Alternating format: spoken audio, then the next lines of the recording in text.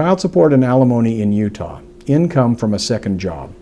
Here's a question that you may not have ever thought to ask if you or a loved one are going through a divorce and you and your spouse are the parents of minor children.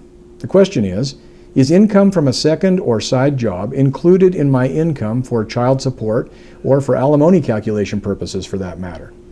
Some of you may be thinking, child support should be calculated based upon all of each parent's income, and alimony calculations should be no different. I mean, they're both support calculations after all. And that would be a very reasonable position to take, but that is not the law in the state of Utah.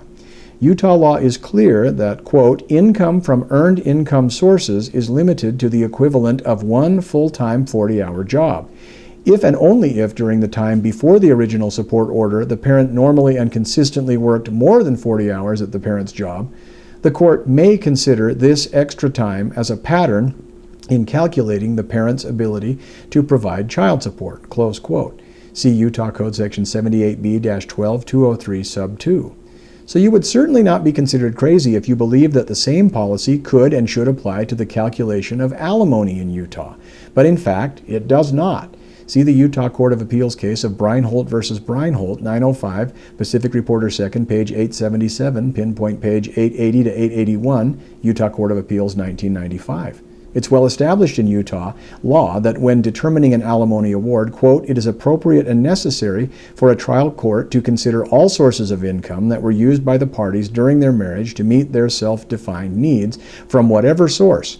Overtime, second job, self-employment, etc., as well as unearned income. See Crompton versus Crompton, 888 Pacific Reporter 2nd, page 686, pinpoint page 690, Utah Court of Appeals, 1994. See also Paffel versus Paffel, 732 Pacific 2nd Reporter 96, pinpoint page 102, Utah Supreme Court, 1986, holding that the trial court did not abuse its discretion by considering the payor spouse's income in determining payor's ability to pay alimony.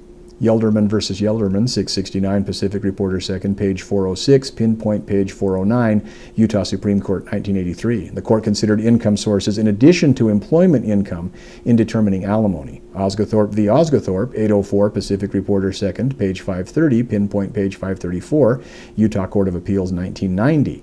Rusham versus Rusham, 746 Pacific Reporter 2nd, 123, pinpoint pages 125 to 26. That's the Utah Court of Appeals of 1987, showing that retirement and disability pay are properly considered in addition to employment income in determining alimony.